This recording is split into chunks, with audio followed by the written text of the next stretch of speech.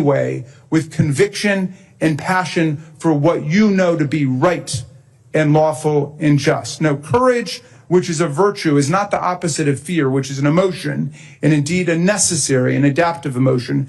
Courage is a virtue, and it's the opposite of cowardice, which is a vice. The worst cowards are the tyrants and despots themselves who choose to terrify other people because they have allowed their own terrible fears and insecurities to turn them into monstrous, deformed, and cruel people. But the people who enable tyrants and despots, who do their bidding and work their will and flatter them and bow and scrape before them, they are cowards too, undoubtedly, at least if they have any choice in the matter. Every authoritarian regime runs on lies and runs on fear. Every authoritarian regime fears the truth and fears people who act justly and defiantly based on the truth. And that means they fear people like you and what you have to say to your fellow citizens. Thank you for recognizing the fear of this moment, feeling it, and nonetheless deciding to go ahead and act with courage and composure against the tyrant and his accomplices. I yield back to my very good friend, Senator Schiff, and I turn it over to Mr. Durbin for his opening statement. Thank you very much, Congressman Raskin. It's an honor to be here. All across America this last weekend, thousands of people, many whom never participated in a political event, came out to demonstrate their concern about the current state of the American government and what is happening with this administration. There were 1,000 in Springfield, Illinois, some 50,000 in Chicago, Illinois, and that story is repeated over and over again. We are at a unique moment in our history. Presidents have constitutional issues, virtually all do, but few have a constitutional crisis, which we are facing now in this country. I want to thank Congressman Raskin for coming here today, along with his colleagues from the House, and thank my colleagues from the Senate. But I want to particularly thank Senator Schiff. He's in a unique position, bridging the experience you had in the House of Representatives with this administration, and now your responsibility here in the United States Senate. I think this may be unique in American history, but it's certainly warranted, and I thank you for your leadership, Senator, in bringing us together. When you take a look at what we face today, it is truly a constitutional crisis. How did it start? Well, it certainly started with questioning a legitimate election and the outcome. Stop the Steal movement was an indication of pure effort to stop the Constitution from working its way. But the courts rejected President Trump's efforts to turn the results of the election, and now we see what he does in his second term.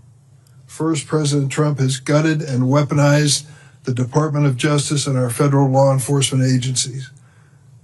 The Justice Department is supposed to enforce our laws and protect our citizens, but President Trump appointed his personal attorneys to fill numerous senior positions at DOJ, including Attorney General and Deputy Attorney General.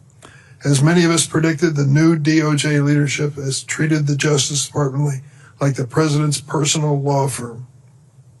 From dismissing corruption charges against Mayor of New York in exchange for supporting the president's policies, to restoring gun rights to domestic abusers who supported the president, to threatening universities that don't toe the MAGA line, the Justice Department has abandoned its commitment to the rule of law to advance the personal and political interests of Donald Trump alone. We need to fight back against this weaponized Justice Department. That's why I led the Judiciary Democrats in filing a bar complaint against Trump DOJ official Amo Bove for his role in corrupt bargaining with Mayor Adams. That's why I've led the Senate Judiciary Democrats in demanding an explanation from Attorney General Bondi for the firing of the pardon attorney and the restoration, for God's sakes, of Mel Gibson's gun rights. This brings me to the second way in which President Trump has threatened the rule of law, targeting law firms simply because they dared to employ attorneys who were involved in litigation or representations that the president didn't care for. We have long recognized the importance of parties before a court having representation by attorneys of their choosing, even in unpopular and politically charged cases. This goes back to the founding of the Republic. John Adams, our second president and one of the nation's founding fathers, famously represented 9 British soldiers accused of perpetrating the Boston Massacre. The right to counsel is so fundamental that it's enshrined in the Sixth Amendment. But instead of protecting and defending the Constitution, as he swore to do, President Trump has used his position to settle political scores and target law firms he deems insufficiently loyal. Over the past 2 months, he's issued executive orders and attempted to suspend security clearances, limit access to government buildings, and prohibit government contracts for certain firms.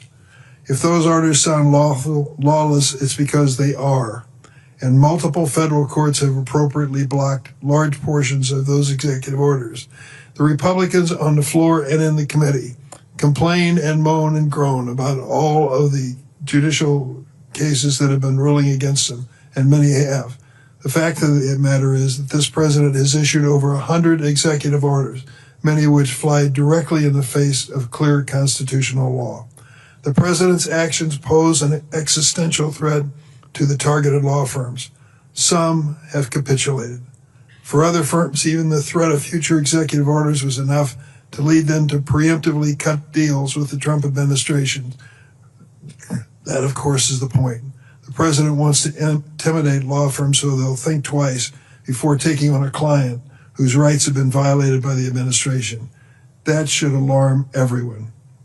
This is the kind of thing we expect from tin-pot dictatorships in other parts of the world.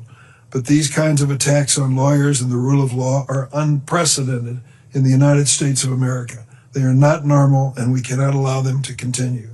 I look forward to hearing from the witnesses, and thank you for your courage coming forward today. It's important that we hear this story that each of you has lived. And I want to close by saying to all those who gathered across America and who communicate through social media, asking what Congress is doing to try to stop these excesses and these violations of the Constitution, remember what happens on this day. Because on this day, I think we are making history at the right moment. Thank you, Senator. Thank you, Ranking Member Durbin. We'll now introduce the witnesses, and these will be the briefest of introductions so we can leave more time for testimony and questions. But today we're joined by Liz Oyer, who previously served as the pardon attorney at the Department of Justice. We're also joined by Stacey Young, who previously served as an attorney in the Civil Rights Division in the Department of Justice. We're also joined by Ryan Croswell, who served as a federal prosecutor in the Public Integrity Section of the Department of Justice, and Rachel Cohen, who served as an associate attorney at Skadden, one of the largest law firms in the world. Thank you for being here, and we'll turn it over to you for opening statements. Ms. Oyer, why don't you start us off? Thank you very much. Exactly 1 month ago today. Can you turn your mic on or bring it close? Can you hear me now? A little closer, if you would. How's that? Better, thank you. Thank you for having me. Exactly 1 month ago, I was terminated from my job as the Justice Department's pardon attorney. The pardon attorney is a non-political position that is entrusted with advising the president about the exercise of his constitutional clemency power. When I was fired, there were over 6,000 applications pending from ordinary Americans around the country who were seeking the president's mercy and second chances through clemency. I had planned to talk today about the events leading up to my firing, but some more recent developments have persuaded me to focus my time on the callous cruelty with which DOJ leadership is treating dedicated public servants like myself. For me, this began with my abrupt firing. It was 2:00 on a Friday afternoon. I was in a conference room meeting with colleagues from several different DOJ offices. We were brainstorming about how to implement a priority of the Attorney General.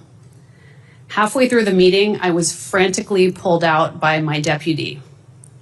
In the hallway, she broke the news to me that security officers were waiting for me in my office to serve me with termination papers and escort me out of the building.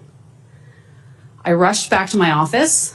There, I was handed a 3-sentence memo signed by Deputy Attorney General Todd Blanche, firing me effective immediately. I had never met Mr. Blanche, and I received no explanation for his decision. That afternoon, I walked out of the building for the last time carrying a grocery bag filled with my personal effects. I had no time to say goodbye to my team. I was in shock. Everyone I passed on the way out was looking on in shock and horror.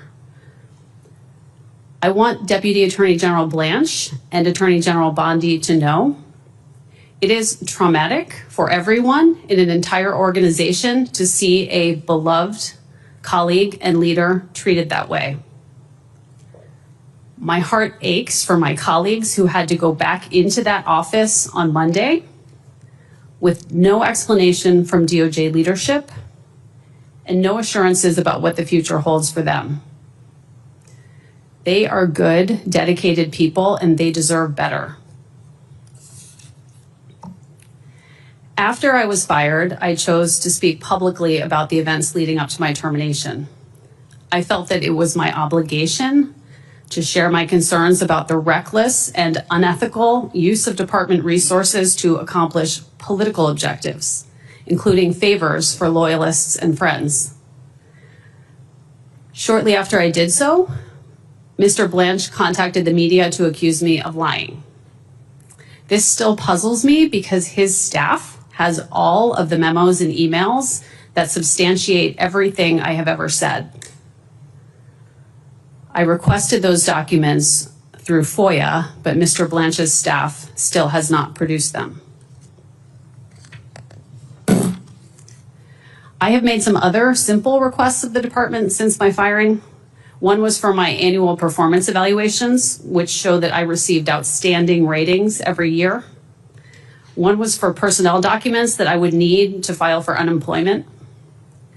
DOJ responded to me that these were complex requests and I could not expect a response in any reasonable period of time.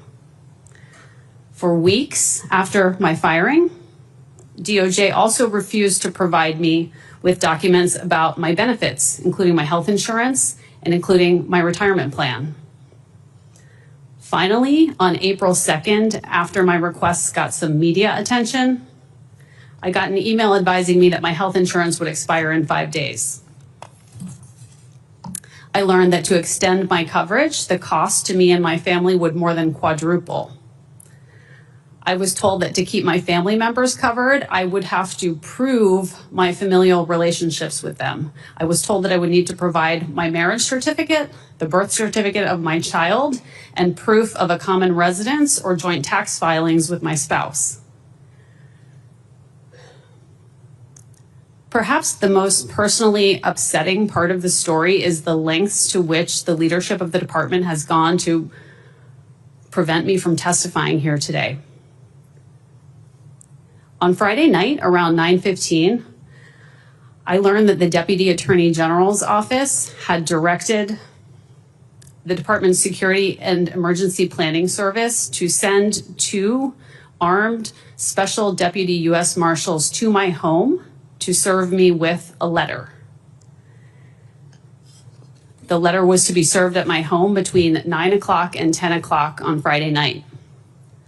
I was in the car with my husband and my parents, who are sitting behind me today, when I got the news that the officers were on their way to my house where my teenage child was home alone. Fortunately, due to the grace of a very decent person who understood how upsetting this would be to my family, I was able to confirm receipt of the letter to an email address, and the deputies were called off. The letter had been emailed to me just before 8 o'clock that night. At no point did Mr. Blanche's staff pick up the phone and call me before they sent armed deputies to my home.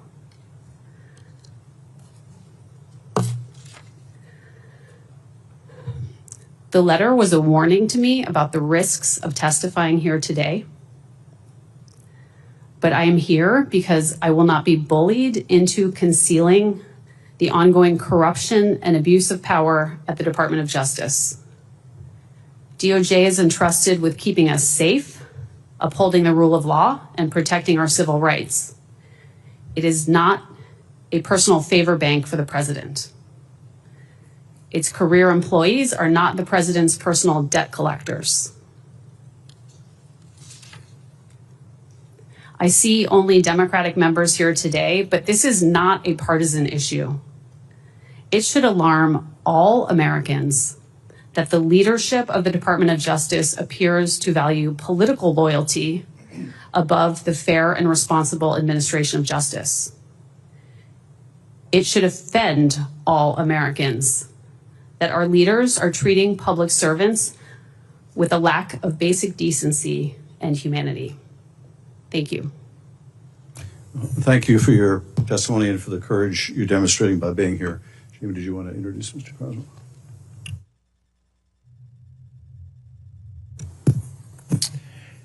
It's my pleasure to introduce Mr. Ryan Croswell, who previously served as a federal prosecutor in the Public Integrity Section of the Department of Justice, and Rachel Cohen, who previously served as an associate attorney at Skadden, one of the largest law firms in the world. We thank you both for being here. And now, Mr. Croswell, you're recognized for your 5 minutes. Good afternoon. Ranking Member Raskin, Ranking Member Durbin, Senator Schiff, and members of the House and Senate Judiciary Committees. For 10 years, I served as federal prosecutor with the Department of Justice, but I started my career in public service as an officer in the United States Marine Corps. I was motivated to join the military after September 11, 2001, and I've tried to live my life by the Marine Corps ethos, honor, courage, and commitment. My career as a federal prosecutor started in Baton Rouge, Louisiana, where I prosecuted white-collar fraudsters, drug traffickers, child predators, and violent criminals. I then served as a prosecutor in San Diego, California, where I prosecuted border crimes, including immigration offenses and the smuggling of dangerous drugs into this country from Mexico. Finally, for the last 4.5 years, I served as a prosecutor with the Department's Public Integrity Section. The Public Integrity Section was formed in the aftermath of Watergate, and it prosecutes corruption at the federal, state, and local levels. Throughout my time with the Justice Department, I followed the principles that guide all federal prosecutors. Follow the facts and the law wherever they may lead. Seek justice in an even-handed and apolitical manner. Act with fairness, impartiality, integrity, and adherence to the rule of law. On February 17th of this year, I resigned from the department as part of a sequence of events that can only be described as among the saddest in the department's history. I want to make clear that I had no role in the prosecution of New York City Mayor Eric Adams. My knowledge as to the facts and the evidence are limited to that which has been publicly reported. Let me also state that I speak for myself and myself alone. The chain of events that led to my resignation began when the acting Deputy Attorney General ordered the United States Attorney's Office in New York to dismiss the case against Mayor Adams. This was not based on the prosecution's merits. And we know this because he openly acknowledged in a memorandum that department leadership had decided to dismiss the case, quote, without assessing the strength of the evidence or the legal theories on which the case is based. This action leveraged the threat of future prosecution to ensure political compliance. The message that this sent, intentionally or unintentionally, was that public officials may be prosecuted or may be protected from prosecution as long as they're politically aligned with the Trump administration. In a properly functioning justice system, any public official wishing to avoid prison has to live by one rule of thumb: obey our nation's laws. And this action raised an even more chilling question. Is the Justice Department that will drop charges against those who acquiesce to a political demand a Justice Department that will bring charges against those who don't? When the acting U.S. Attorney in the Southern District of New York stood up for the rule of law and resigned rather than carrying out the order, the case was transferred to the Public Integrity Section. when our acting chief and our deputy chiefs stood up for the rule of law and resigned rather than carrying out the order. The remaining attorneys in our section were ordered to find 2 attorneys to sign a motion to dismiss. Ultimately, one of our attorneys signed a motion to stop the destruction of the section. The Public Integrity Section has protected the American people against abuses of power for nearly 50 years. But it was nearly eliminated in an hour over a dismissal of charges against the man that a grand jury had found to have engaged in a criminal abuse of power himself. At this point, too many lines have been crossed, and so I too resigned. The threats against current members of the legal community, both in public service and private practice, are real and they're of consequence. To those attorneys facing such threats, I share with you a message that I received on the day that my colleagues and I were ordered to dismiss the Adams case. It came from a fellow Marine. It read, "Keep your head up and keep your values and your oath at the forefront." Every attorney who takes an oath to uphold the law, and every citizen who values democracy must have a line in the sand that cannot be crossed. Speaking out and doing the right thing increasingly comes with personal risk. But the day after I resigned, my sister had her first daughter, and I want my niece to know the same democracy that I've known. That's worth any cost. That's worth fighting for. Thank you. Thank you very much, Mr. Crosswell. Ms. Cohen, your opening statement, and I should take a second of personal privilege over here in the Senate just to say that Ms. Cohen was very close friends with my son Tommy at Harvard Law School, and he always told me that you were a woman of great intelligence and great character. It's good to see you. Thank you. I'm grateful for the opportunity to speak to the members today. I acknowledge this is not the first Monday of unemployment that I anticipated, but I am appreciative to be here. On March 20th, I tendered my conditional resignation to Skadden Arps, where I was employed as a finance associate. I did so because I believe our country is teetering on the brink of authoritarianism, and that many leaders of our most prestigious and profitable law firms recognize this risk and choose to ignore it because they are afraid. It's likely they're afraid of losing profits, but I think it's also likely that these leaders are afraid because standing up to authoritarianism is scary. It is easier to ignore what is happening than to acknowledge the fight that lies ahead. I resigned amidst a series of attacks on the legal profession that began on February 25th when the Trump administration stripped large law firm Covington and Burling of government contracts for representing special counsel Jack Smith during his investigation of the president.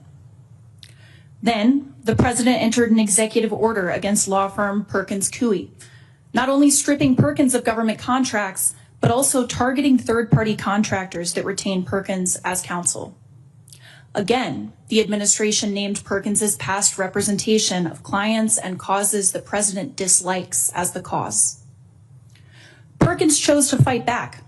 It challenged this blatantly unconstitutional order and successfully won a temporary restraining order the next day.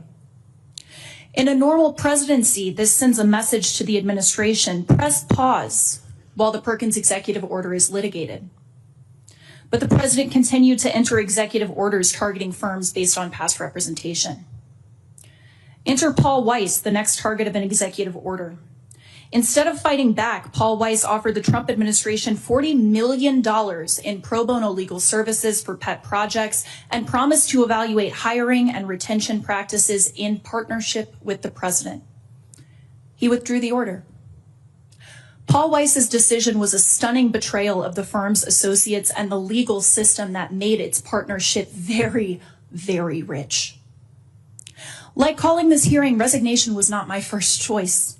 Throughout this period, associates across the industry were engaged in measured advocacy internally and externally, hoping to get our firms to band together and stand up to the administration's attacks on the broader legal profession.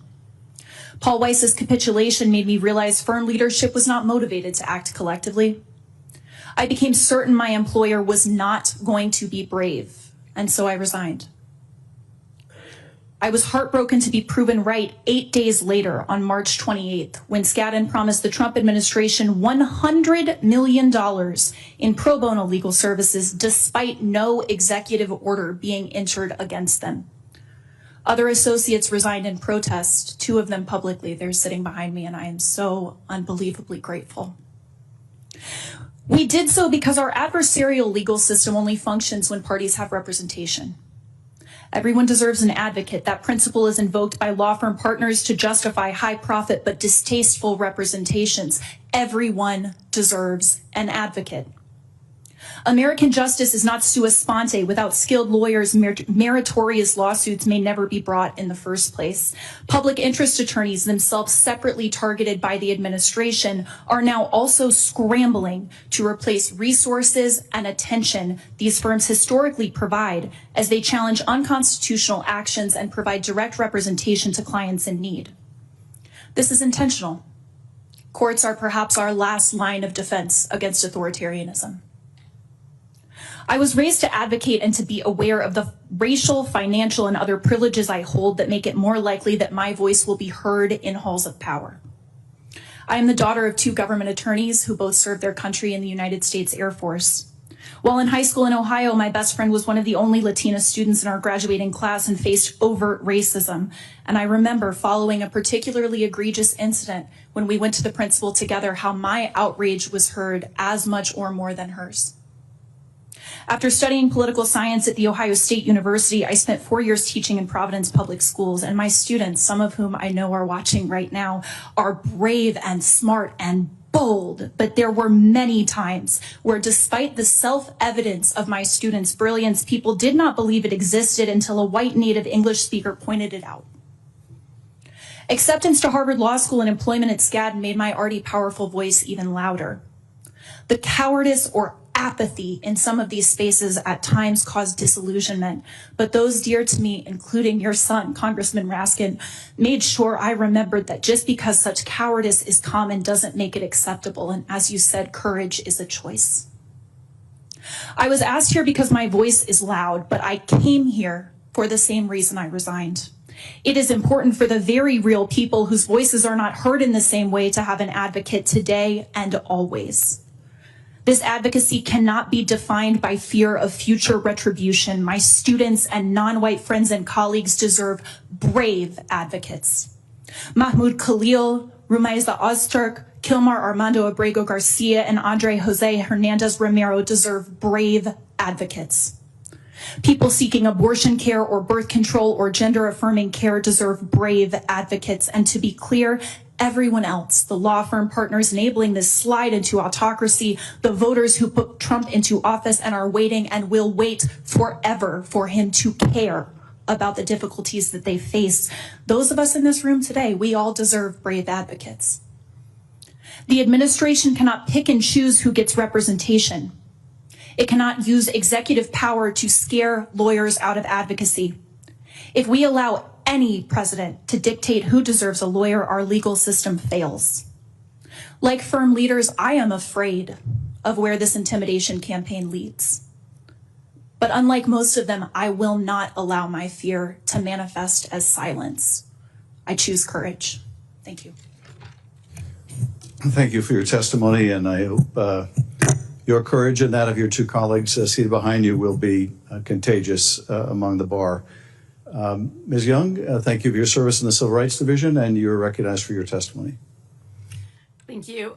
Ranking Member Raskin, Ranking Member Durbin, Senator Schiff, and members of the committees, thank you for the opportunity to appear at this important hearing about the ongoing attacks on the Justice Department. After 18 years as a career litigator in DOJ's civil rights and civil divisions, I recently founded Justice Connection an organization mobilizing DOJ alumni to support the department's workforce. The Justice Department's 115,000 employees come to work every day to uphold the rule of law, keep our country safe, and protect our civil rights.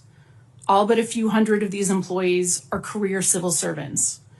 The department's employees shield our communities from gun violence, prevent terrorist attacks on American soil, investigate and prosecute drug traffickers responsible for the deadly fentanyl epidemic, and so much more. Yet the Trump administration has unleashed an all-out assault on these public servants who are now facing attacks on their employment, their integrity, their well-being, and even their safety. Over the past 3 months, employees at all levels have been fired, suspended, demoted, and reassigned. They include senior career officials across the department, including in law enforcement components like the FBI and ATF. They also include officials assigned to cases disfavored by this administration. Many have been forced to resign rather than follow orders they concluded were unethical or unlawful. The attacks on the department's workforce are too widespread and numerous to catalog in a single hearing. But I'd like to highlight 3 particular aspects that are especially alarming. First, the administration's purge of career law enforcement and national security employees makes us less safe. Congress should be deeply concerned about the termination of some of the most senior leaders at the FBI and the ouster of top officials from the department's National Security Division, Criminal Division, and ATF. Removing these investigators and prosecutors has left our communities more vulnerable to violent crime and terrorism. Proposals to restructure and downsize the department's law enforcement work, for example, by merging ATF and DEA, will only make the problem worse. Second, the department's political leadership is getting rid of career employees because they refuse to behave unethically. To be clear, career employees should carry out the policy priorities of the executive branch, even when those priorities change across administrations. That's why long-term career lawyers like Erez Raveni zealously represent the interests of the United States in controversial cases, regardless of underlying policy judgments. But department officials must still follow ethical requirements, court rules, governing statutes, and the Justice Manual. Increasingly, career employees are being told that to keep their jobs, they must ignore their ethical duties and oath to uphold the Constitution. We should all be grateful to Erez Raveni and others who choose the rule of law over partisan loyalty, a choice DOJ employees should never be forced to make. Finally, the interim U.S. Attorney in the District of Columbia has run roughshod over prosecutorial norms, threatened investigations of dedicated career prosecutors, and carried himself as a general in the president's war on his enemies instead of a backstop on crime in our nation's capital. Ed Martin Jr. came to the job with no prosecutorial experience and a history of representing January 6th defendants who his new office spent years successfully prosecuting. He's destabilized his office by firing prosecutors involved in those cases and demoting widely respected supervisors, in the process cratering morale and unit cohesion and eroding the judgment, experience, and institutional knowledge that are essential to the office's vital work. If his reign continues, DC will be far more vulnerable to drug trafficking, terrorist attacks, and violent crime. The animus facing DOJ employees is unlike anything I saw in my nearly 2 decades of service, and I don't believe there's any precedent for it in the department's history. We can't expect employees to counter these attacks alone. Protecting them and DOJ's mission-critical work must be a top priority of every member of your committees and of all Americans who will suffer if the department is destroyed. Thank you. Mr. Raskin, do you want to begin questions? Thank you very much. Ms. Oyer, the DOJ tried to stop you from coming today because they were very eager to silence your voice. You were fired hours after you refused to agree to the Deputy Attorney General's demand that you sign your name to a memo and that you recommend that Mel Gibson, a convicted domestic abuser who also happens to be a friend of Donald Trump and his special ambassador to Hollywood, get all of his gun rights restored. Is that right? That's right. And you refused to be complicit in that sequence of events because you had serious concerns. You said, quote, he is the profile of exactly who you would not recommend for this type of relief, citing his history of domestic violent abuse, alcohol abuse, and so on. Is that right? That is correct. And you were fired just a few hours after you told the Deputy Attorney General that you could not go along with this request. Within hours, yes. Now they're disputing your account. They're calling you a liar. You filed a FOIA request to demonstrate exactly what happened. Have you gotten the documents back yet? I have not gotten any of the communications between myself and members of Mr. Blanche's staff, which illustrate that everything I have ever said about this matter is true. And we have some of your contemporaneous communications with your own colleagues that corroborate your account. That's right. I did, pursuant to FOIA, get some documents that were in possession of the Office of the Pardon Attorney, and they also corroborate my account. All right. Then they had sent 2 armed marshals to your home to try to intimidate you with a letter telling you not to come today. Why did you decide to come? I came because I don't want to be complicit in what is happening inside the Department of Justice, which is the misuse of the resources of the department to do political favors for friends of the president, for loyalists. And I just don't believe that that's right, and I don't want to be part of it. So I feel that I need to speak up.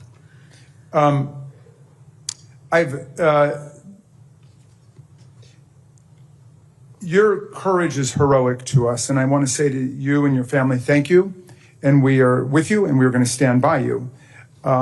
Just this past weekend, we saw another shocking example of retaliation. DOJ suspended the prosecutor who had stated in court that a man, Kilmar Abrego Garcia of Maryland, had been erroneously deported to El Salvador as an administrative error and imprisoned there, where he faces serious danger and gang violence. The judge in the case demanded that the Trump administration seek Garcia's return to the United States, and the administration is, despite confession of its error, arguing to prevent Mr. Garcia's return, saying he's out of the custody of the United States, and they wash the hands of the matter.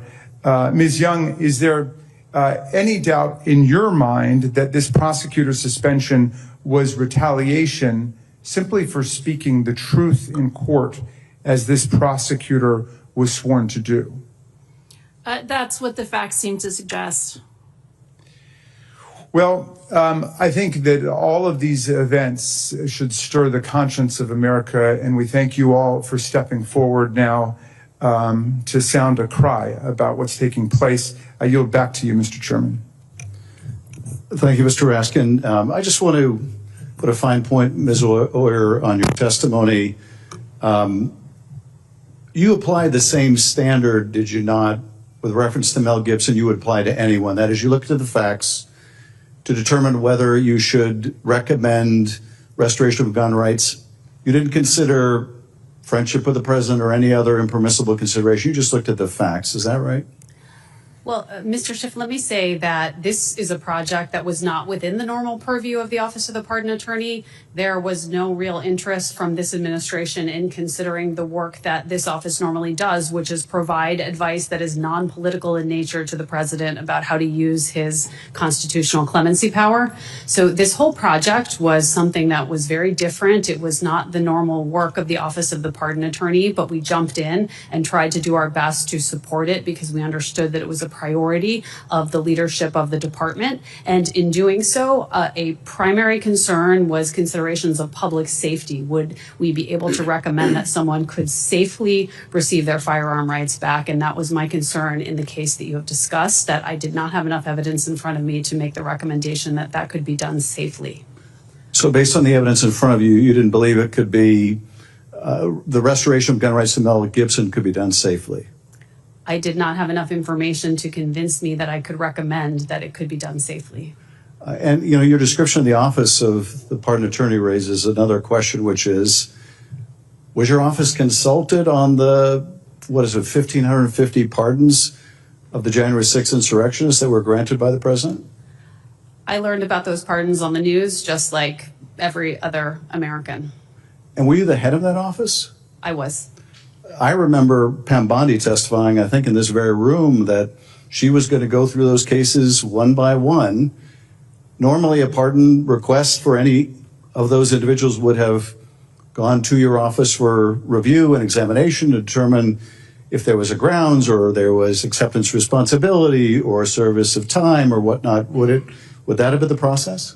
The ordinary process is that individuals apply through the Office of the Pardon Attorney. The office carefully vets the applications that we receive, and we look at all of the individualized factors that would support or weigh against a pardon in a particular case, and we make a recommendation on that basis. That's not something we were asked to do in that context, and in fact, it's not something that the office, as of the time of my departure, had been asked to do at all in the context of clemency grants by this administration.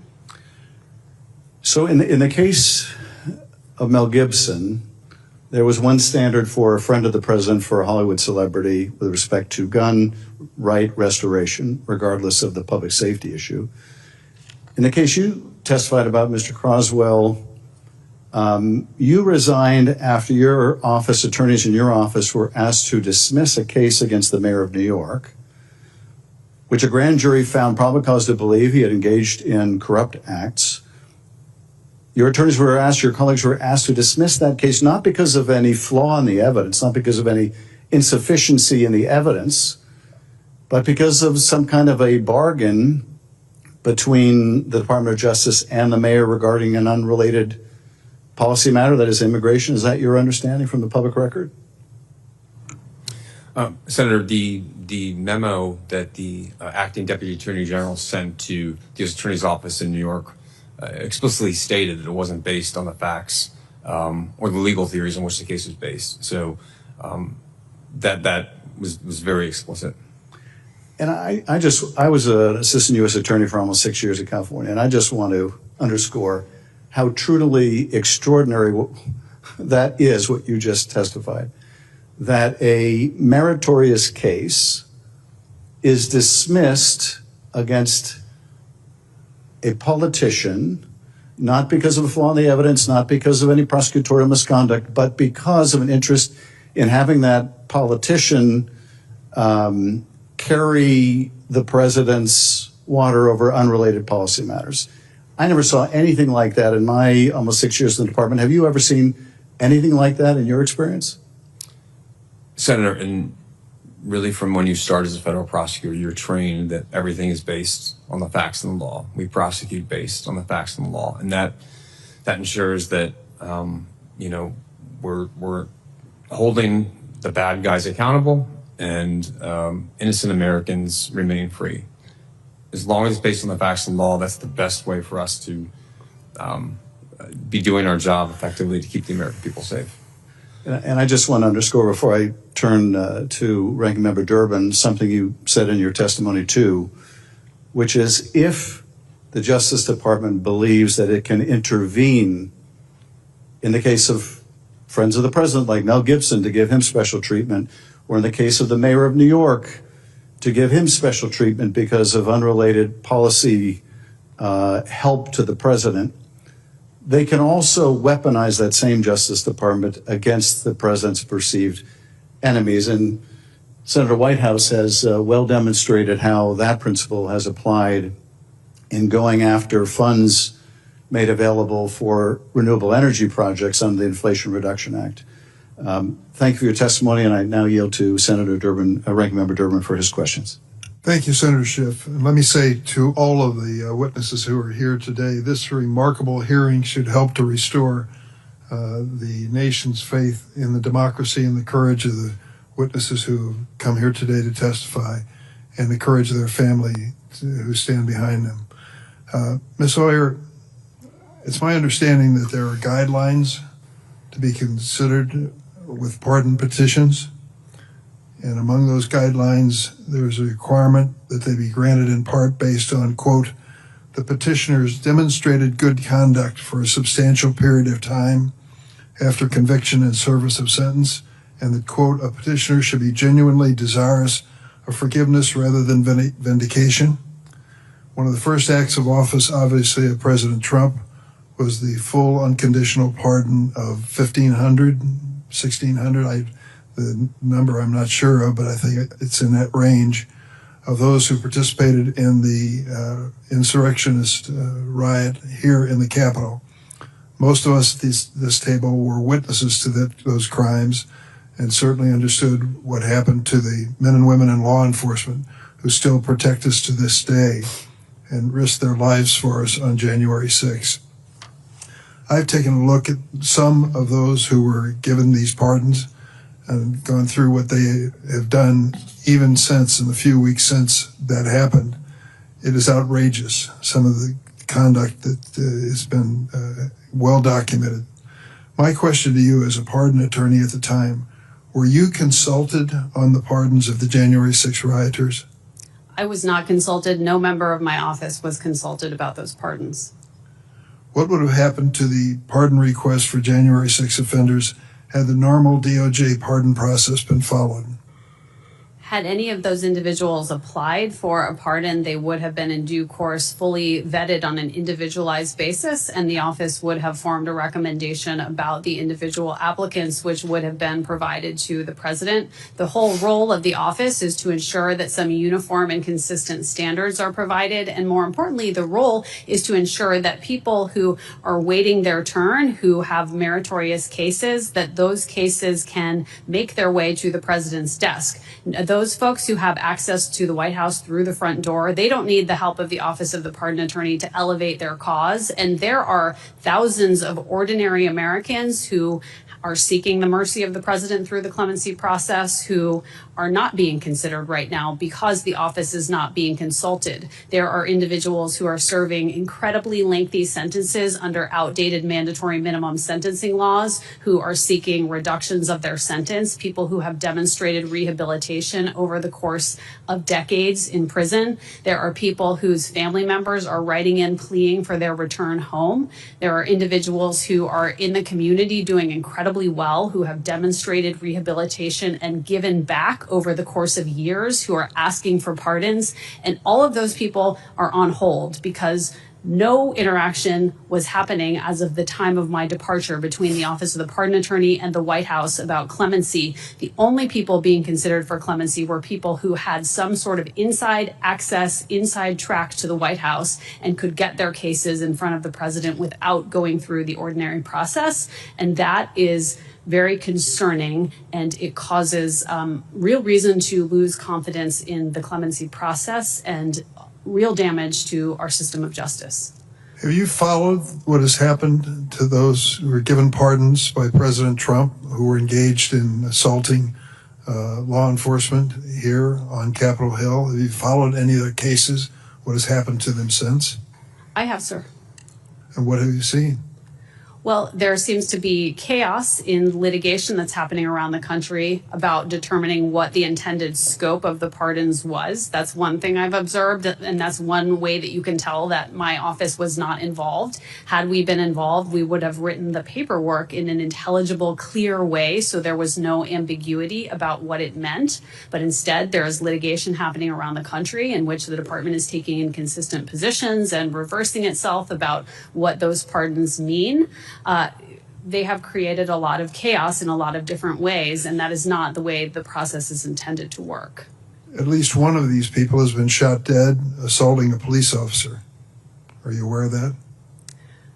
I don't want to overstep the area of my knowledge. I've seen things in the news, but I don't have any personal knowledge about the facts of that case or others.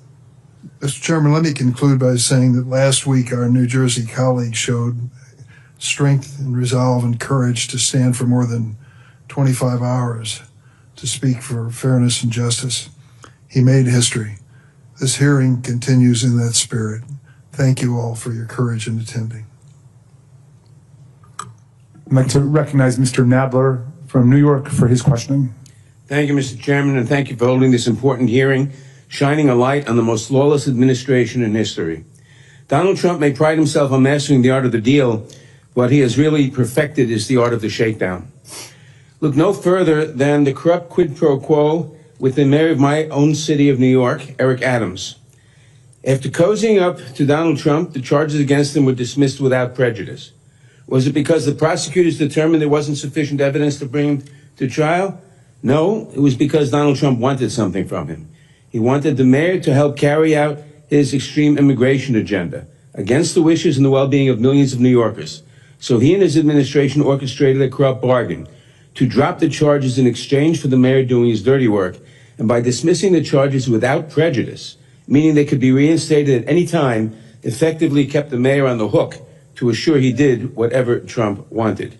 And of course, there is the president's effort to bully and intimidate major law firms that employ lawyers who dared to try to hold him accountable when they served in government. His campaign of retribution is a classic case of extortion, threatening the livelihood of these firms unless they do his bidding. If it weren't for the Supreme Court's immunity ruling last year, Trump could be prosecuted for extortion, violation of the Hobbs Act. Of course, Trump's captive GOJ would not prosecute in any event. Mr. Crosswell, thank you for being here. In your testimony, you told us about the reasons why you resigned. Perhaps you can elaborate. I know you did not work directly on the case, but how would you characterize the evidence you have seen publicly reported against Mayor Adams? Was it substantial? Was it overwhelming? What were some of the most egregious examples of public corruption you saw in this matter, particularly as it related to the mayor? Thank you for the question, Congressman.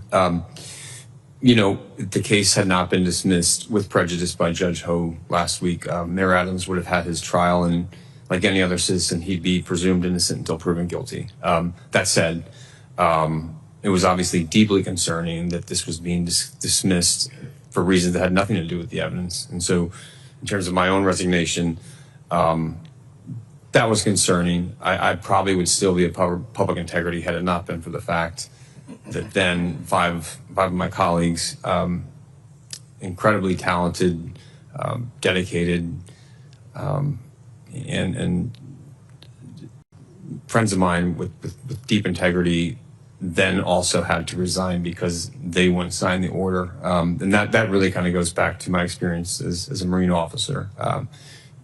You take care of the people that work for you and you expect them to do the right thing. You don't force them to resign over it. But based on public reports, you don't want to characterize the strength of the evidence at this point in that case? Sorry? I said, based on public reports, you don't want to characterize the strength of the evidence in the case? If Congressman, if everything that was alleged in the indictment would have been able to be proven by the prosecutors, that looked like it would be a strong case. Thank you, Mr. Croswell. Ms. Cohen, thank you for being here and sharing your story with us. I know you mentioned why you left Skadden Arps in your testimony.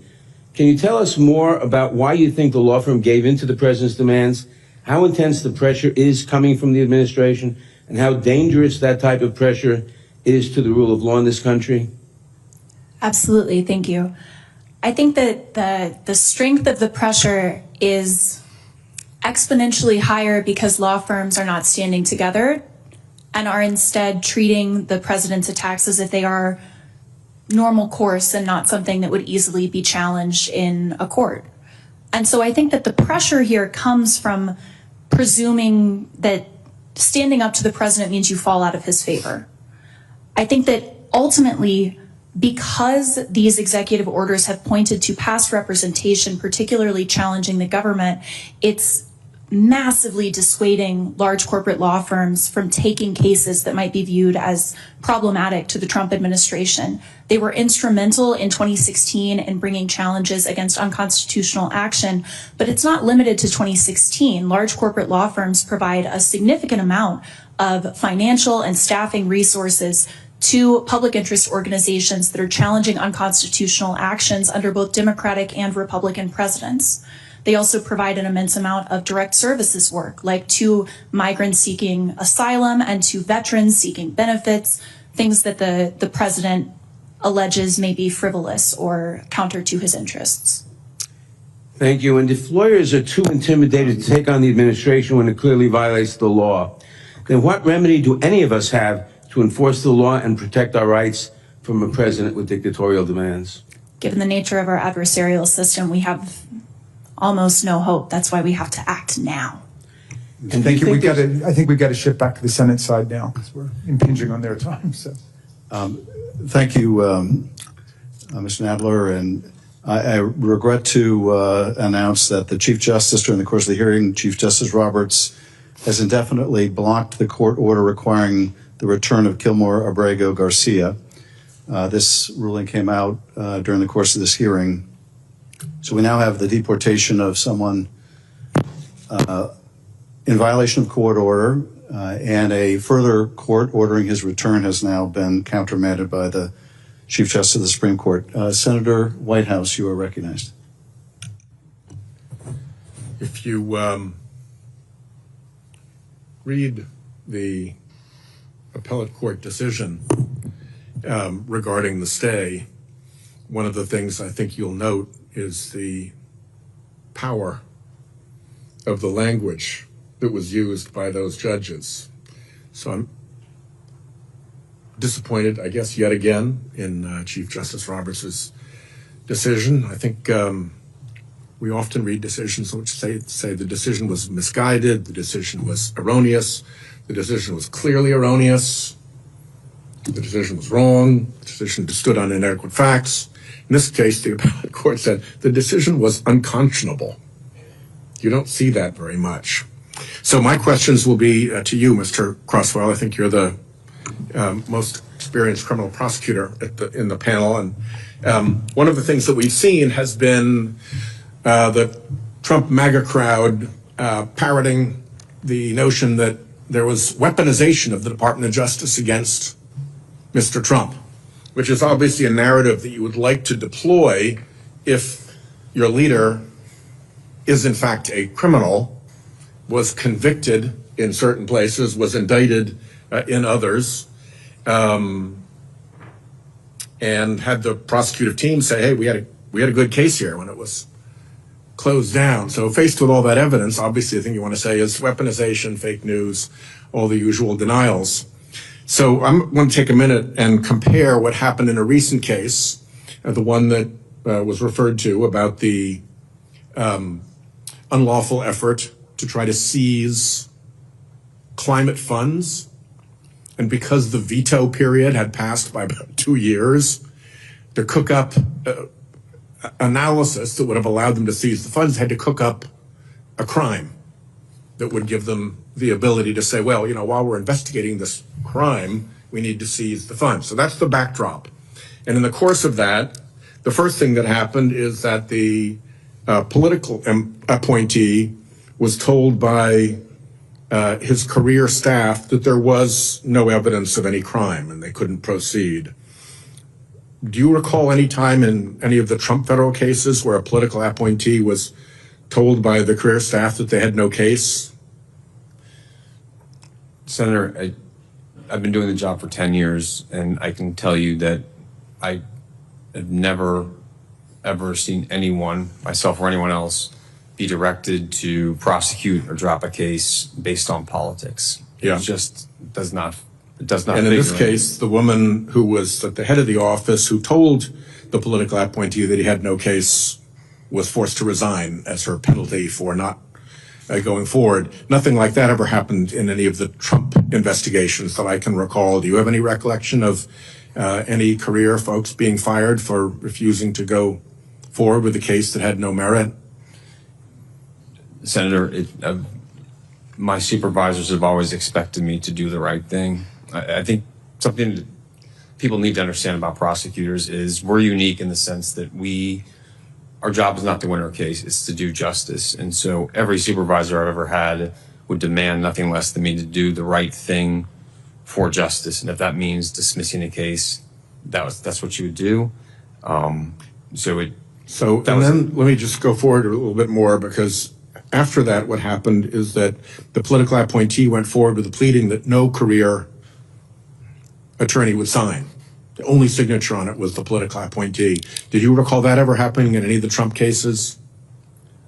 In my personal experience, I've never had a situation where I was asked to do something that, except for the Eric Adams case, that was the first time I was asked to sign something that unusual to go forward with a pleading where no career attorney will sign for the Department of Justice, correct? Only with a political appointee signature. Yes, Senator. Yes, it is. And then in the Trump cases, I don't recall anyone ever getting shot down, any of the prosecutive team, when they went for an order.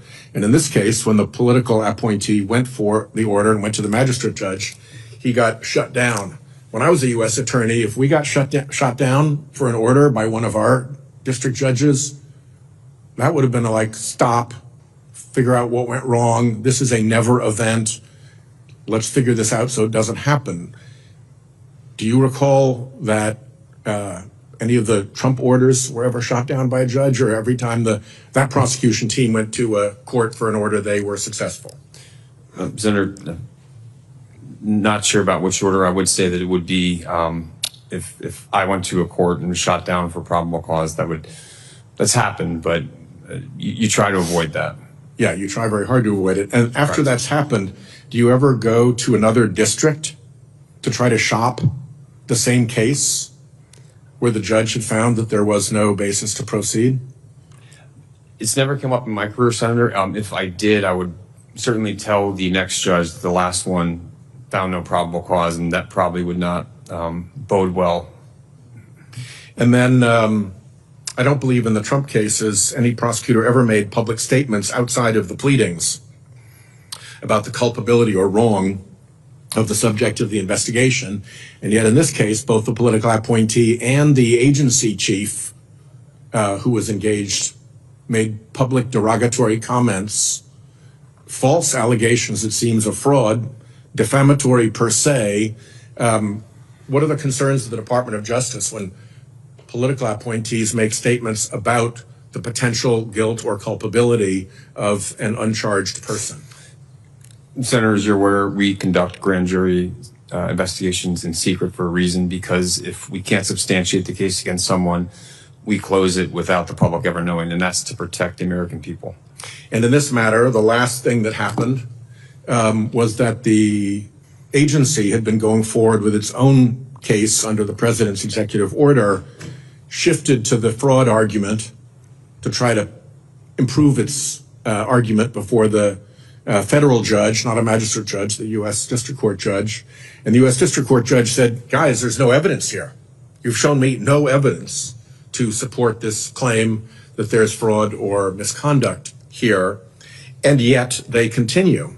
And I can pretty well bet that in none of the so-called weaponized Trump cases was there a moment when a federal judge said, there is no evidence here, and yet the department continued it.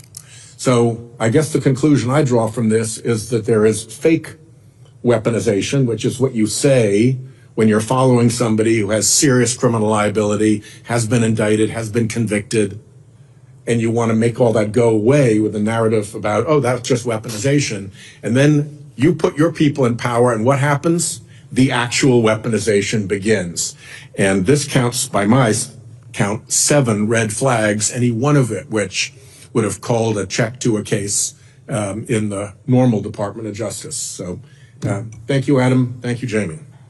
Thank you, Senator Whitehouse. Recognizing Congressman Hank Johnson of the 4th District of Georgia and the ranking member of our subcommittee on courts, IP, and artificial intelligence. Thank you, Mr. Ranking Member and Mr. Ranking Member, for holding this hearing. You know, after losing the 2020 election, the lame duck President Donald Trump embarked upon an illicit and multi-pronged scheme to remain in office beyond his term. This plan culminated in the January 6, 2021 insurrection, which failed. But Donald Trump wasn't finished. Over the next 4 years, he hatched a plan to create the conditions where, if he won the presidency again, he would never have to leave office. And during that planning process, Trump was given an assist when the Supreme Court of the United States, which he magnified with 3 appointees, ran the clock out on efforts to prosecute him while giving him immunity from prosecution for official acts while in office. Once back in the White House and with immunity so that he was above the law, Trump's first order of business was to destroy the rule of law so that he could then systematically dismantle our democracy. And there would be no checks on his illegal behavior. In less than 100 days, he has turned the Department of Justice into the Department of Injustice. He effected this transformation by installing sycophantic loyalists and purging career employees whose only offense was adherence to the rule of law. Good people like our witnesses here. But even purging career employees is not enough for a tyrant. A tyrannical leader like Trump must also intimidate people to ensure their silence. And that's why Trump's DOJ directed armed U.S. Marshals to deliver a letter to Ms. Oyer at her home about testifying to Congress. And it's why the administration is now claiming that she is muzzled by executive privilege, which is a baseless claim.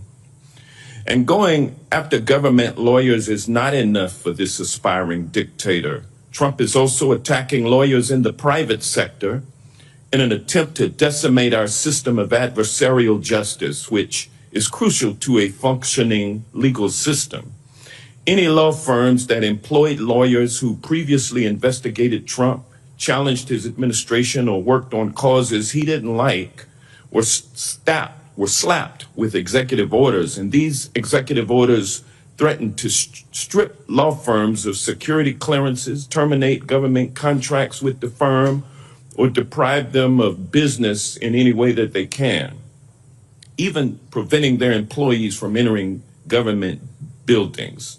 The idea is to scare lawyers enough so that no one brings cases against Trump or his administration's illegal actions. And even though Trump thinks he has the Supreme Court in his pocket, he cannot risk cases working their way through the legal system and finding out that even for the justices he appointed, it might be a bridge too far in destroying our democracy. So far, Trump has issued 5 executive orders targeting top powerful and wealthy law firms to send a message to the less powerful and wealthy that if you challenge his illegal actions, they'll be held to play. Several of his targeted law firms have folded like cheap lawn chairs, while others have stood and fought back.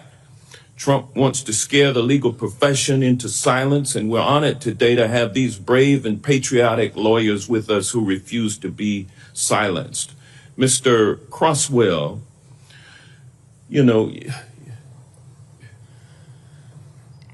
found yourself at a crossroads after Donald Trump returned to office and Acting Deputy Attorney General Bove ordered you and your colleagues at the Public Integrity Section to sign a motion to dismiss the indictment against New York City Mayor Adams.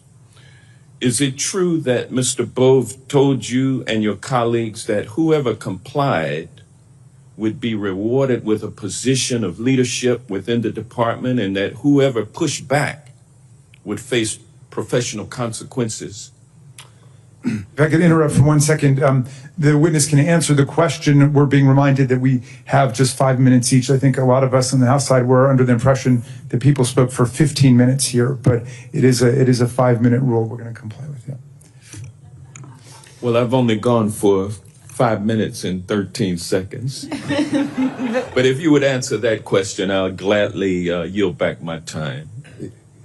Congressman, my best recollection of the conversation that what was said to us was in my resignation letter, and I think it was very, very much implied, if not stated, that there'd be promotional opportunities for anyone that would sign the motion, and I also think it's very fair to say there was an implicit threat for those that won, and that was done through reference to what took place in the Southern District of New York. That's my best recollection.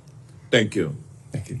Senator Klobuchar. Yes, thank you, Senator Schiff. And I just want to correct the record, Representative Raskin. We don't speak for 15 minutes. We speak for 25 hours here in the United States Senate. So thank you both for holding this hearing. And thank you also for shining light on the simple idea that the president is not king. We are not a kingdom. And it is many of our colleagues, sadly, on the Republican side of the aisle are acting like subjects to the king instead of being independently elected officials, to the point where we're holding this shadow hearing because they won't hold such a hearing. So I'll start with you, Mr. Crosswell. And I, as a former prosecutor, I was so in awe of what you and others did after you were forced to drop bribery, or asked to drop bribery charges against Mayor Adams, and wouldn't do it. The words of the lead prosecutor on the case, Hagan Skoten, forever I will remember. He said, "I expect you will eventually find someone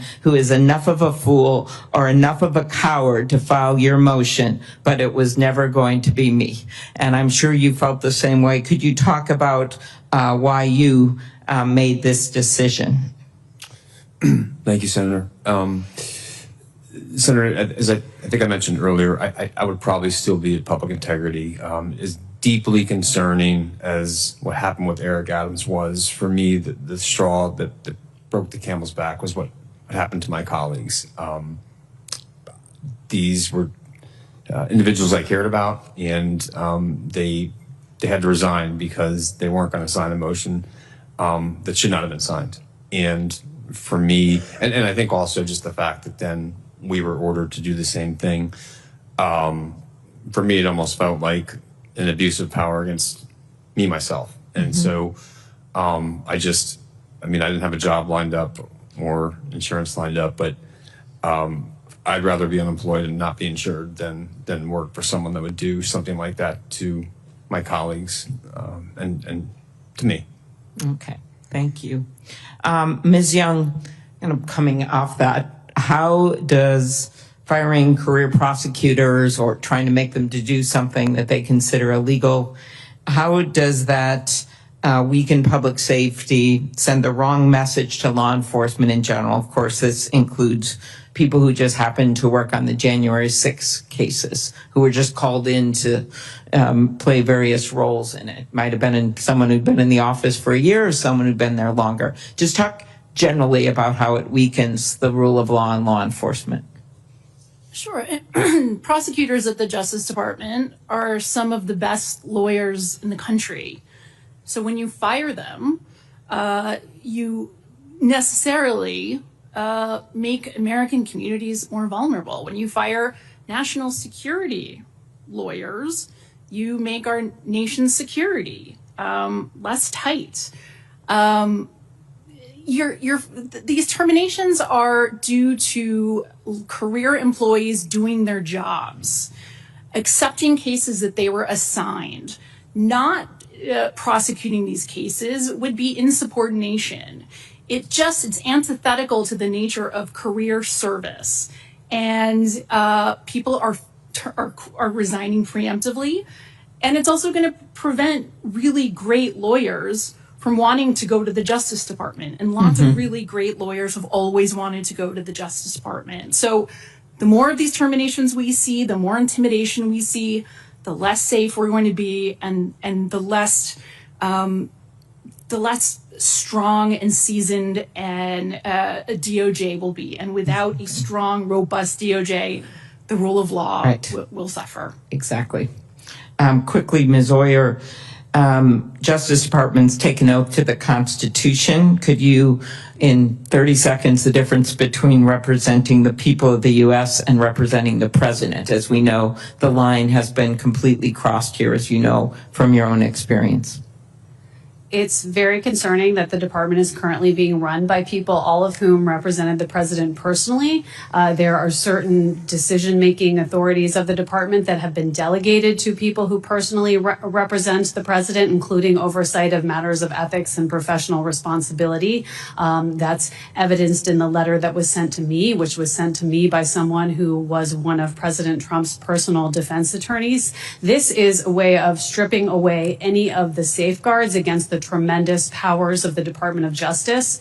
The administration is currently attacking the safeguards within the department, as well as the safeguards external to the department, like the defense bar, that play a vital role in Which pushing Ms. back. Cohen is well aware of. Yes. Yes, so it's sort of a multi-pronged attack on the rule of law, and that has real consequences for real people, including things like individuals being deported mistakenly or individuals being swept up in immigration raids who happen to actually be U.S. citizens. It's very, very concerning. Thank you. Thank I recognize the gentlelady from Pennsylvania, Mary Gay Scanlon, who is the ranking member on the Constitution Subcommittee. Thank you for convening us today, and thank you so much to our witnesses. I really am in awe of your courage and your dedication to the rule of law, which is what makes our country great. And we all really, really appreciate your willingness to stand up and be counted when it really counts. Over the past few weeks, the White House has unleashed an unprecedented attack upon lawyers and judges who serve our American justice system, with the White House attempting to suppress challenges to the lawless orders that it is issuing. They're threatening and intimidating some of the country's most accomplished lawyers, some of whom are with us here today. Congress under Republican leadership has thus far acquiesced to this lawless behavior. The courts and lawyers are acting as the primary defense against executive action, and doing so successfully in the vast majority of almost 200 cases brought so far. I want to focus on the orders and sanctions issued against private law firms, because that's the world I came out of. These law firms have been selected because of their relationship to attorneys who represented the president's political opponents, opposed his administration's actions, or aided efforts to hold him accountable.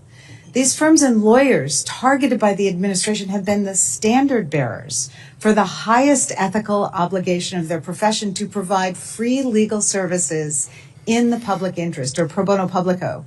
They've been willing and able to dedicate top legal talent to undertake the costly and time-consuming work of ensuring due process in difficult cases, reforming broken systems, and vindicating human and civil rights of those subject to our laws. This administration's attempt to sideline these efforts stands in stark contrast to prior administrations which understood that our justice system only works when everyone has access to representation. And I'm thinking about 1963, President Kennedy's call to action to the most prominent law firms in our country, asking them to marshal the resources of the private bar to protect Americans' civil rights. The Trump administration has chosen instead to undertake a grotesque attack on the fundamental right of access to justice. So while the action of targeting private law firms are designed to hurt those most at risk, those who can't afford a lawyer, and specifically those with the guts to stand up to this administration's blatant violations of the Constitution, due process, and civil and human rights. Now, we've seen the administration's campaign begin to achieve its purpose, intimidating lawyers who might represent those challenging its actions. Some law firms targeted by the White House have settled with the White House. Others that have regularly participated in this kind of class action and other work in the past are declining to do so. This administration is employing the tactics used by authoritarian regimes to crack down on those who defend the rule of law. Places like lawyers, universities, civil society, and the independent media. So now is the time when all lawyers, law firms, judges, law schools, bar associations, and elected officials of every and no party have to stand up and condemn this attack. Because democracy doesn't only die in darkness, it also dies with silence or acquiescence. So I am encouraged by the growing resistance to these actions. And Ms. Cohen, whether willingly or not, you have ended up being a face of that. I understand that you participated in leading a letter that over 1,800 junior lawyers at these prestigious law firms have joined. Can you tell us a little bit about that? Absolutely. Thanks so much. As I stated in my opening testimony, it was not my first choice to resign. I adore my coworkers. I did really meaningful work, both billable and pro bono. And I also expected that firm leadership would do the right thing, not just at my own law firm, but across the industry. And so something that was frankly quite scary was that all of the conversations about what the executive orders were aimed at doing and were doing, everyone agreed across political stripes, across level of seniority, that the president was targeting private law firms in an attempt to scare lawyers broadly. But no one was willing to say anything. And so I worked with a group of a variety of other associates to put together a way that people could anonymously express their concerns about this. We modeled it off a statement that was put out by the American Bar Association, a nonpartisan association, prior to even the Perkins executive order coming out in the first place about these troubling rule of law attacks. And so that was just one of many steps that we took to not reach this point, in the hopes that firms would come together and do the right thing. I do think it's really important that lawyers and law firms stand together. I mean, after all, it is through having a rules-based order that many of these law firms have been able to be so successful, and the erosion here affects everybody. So thank you. I yield back. Thank you. And now it gives me pleasure to introduce Ryan. You'll be happy to know another former Marine, but also someone, Ms. Young, who has been leading our inquiry into what the law firms are doing, is Senator Blumenthal. Thank you, Mr. Chairman. There is no such thing as a former Marine, as we know. Semper Fidelis. And thank you, Mr. Chairman, for holding this hearing, and to both of you, Senator Schiff and Mr. Raskin. Thank you, Congressman Raskin, for joining me in seeking to shine light, and for your support, Senator Schiff, because America needs to be aware, needs to be afraid of what is happening here, and needs to know that there are people like you who took the risk and made the sacrifice that others far wealthier, more resourced, and more powerful were unwilling to take, members of our profession who declined to stand up and speak out. But here's the good news for America. There are lawyers willing to take on this fight against a bully. 504 signed an amicus brief. Others are representing the firms. Let's say their names: Covington and Burling, Perkins Coie, Jenner and Block, Wilmer Hale, who are trying to break this pattern. And it is a pattern. Donald Trump hammers, bullies, intimidates, and then offers to negotiate. He's doing it with law firms. He's done it with universities. He's doing it with countries and companies through tariffs. It is part of a slide toward tyranny. Tim Snyder, my friend, a professor at Yale, has said the first rule of tyranny from the 20th century, the first lesson is, do not obey in advance. That is what Skadden Arps, Milbank, and Wilkie Farr have done. They didn't even wait for the executive order. They obeyed in advance. And I just want to make really clear what is most offensive to me. They acceded, in effect, to allow Donald Trump to tell them who their clients would be and who they would hire. I've been United States Attorney in Connecticut. I was Attorney General for 20 years, but I've also been in private practice. And if there's one thing that matters to me as a trial lawyer, and I still consider myself proudly a trial lawyer, it is nobody tells me what to do. And when I represent a client, it is 100%. And when I take on a client against a big corporation, and then some other big corporation or that corporation offers a great representation to me, I say, sorry, can't do it. I've got the little guy whom I represent, and I'll give up the bonuses and the wealth and the money and the billable hours because I believe in my profession. Donald Trump has boasted, and I'm quoting him, that he has built, quote, an unrivaled network of lawyers. These lawyers are in his pocket. And when they're in his pocket, They cannot represent that little guy. They cannot represent the individuals that Wilkie Farr did, that got them blacklisted.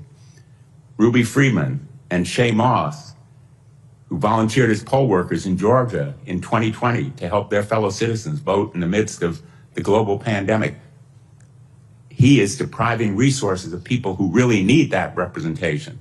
And I'll tell you what strikes me as most abhorrent and repugnant, as reported in the New York Times, and Mr. Karp stated it, there were other law firms, and I'm quoting now from the New York Times of March 14th, some of the biggest competitors were calling top lawyers at the beleaguered law firm, one of the nation's most prestigious, asking if they would jump ship along with their lucrative clients.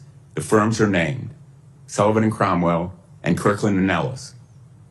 And Congressman Raskin and I are writing those two firms, along with the others, and asking them what they did to try to lure away those clients and partners, to try to poach their business and their resources. Most abhorrent to me is the potential that they acted in that way. Ms. Cohn, do you know of any specifics about attempts to take away lawyers or clients from either your firm or others that you may have heard? Senator Blumenthal, I read the same report, and I think it's particularly ironic given that I'm also reading reports that Kirkland and Ellis is now in talks to acquiesce to the Trump administration in advance. So any clients thinking about jumping ship to any other law firm should remember that until they stand together, there's no chance that their new representation will be left alone either. But I will just say, I was a third-year associate when I left, and I wish you had someone more senior here to talk to you about this. But unfortunately, you do not, because the only people in this industry who have been willing to speak on this issue and give up their salaries in order to do so are associates, and I was not close to client work. But thank you for I raising. apologize for going over my time. I'd ask that the Truth Social and the New York Times story that I quoted be entered into the record. Without objection.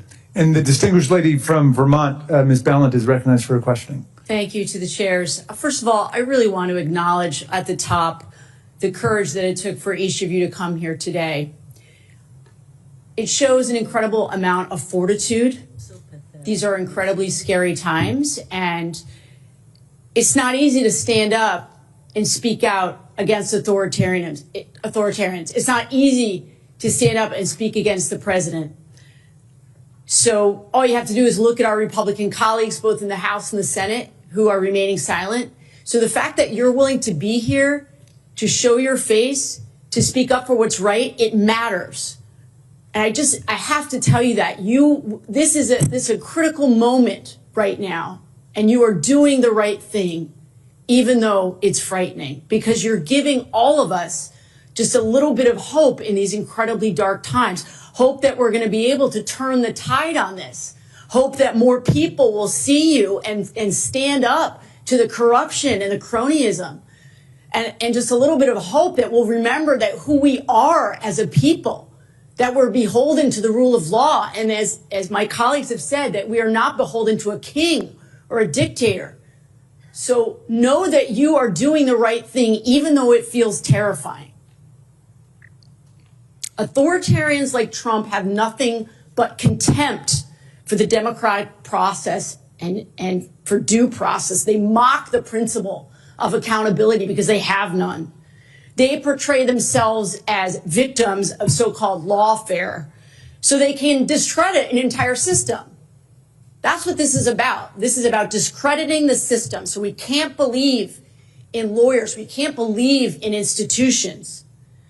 And that's terrifying.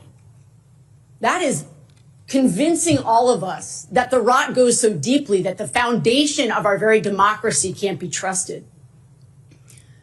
Ms. Cohen, in your resignation letter, which I have to say was such a shining light, you talk about fear and powerlessness that motivated some of these law firms in the country to cave. And that's what they did. They caved. They are bootlicking.